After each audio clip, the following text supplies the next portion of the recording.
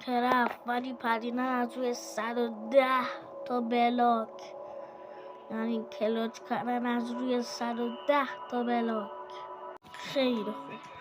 الان من روی 110 تا بلاک وایسادم. 110 تا باید کلوچ کنیم.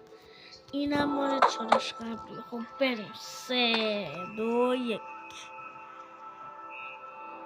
قبلش لایکو بزن. کلاس کردم لایکو بزن. دیگه میتونیم کنیم پرز از روی 110 تا ولی باید قول بدی که اگه تونستم ویدیو رو لایک و کانالم رو سابسکرایب میکنی. بریم براش. خب 100 لابا میگیریم و میریم. 3 2 1. وای تونستم ایول. من تونستم ولی یه جاهای میتونم ولی تو ساب کن دیگه. زدم ناموسم. تا یه ویدیو دیگه. خدا نگهدار دارش.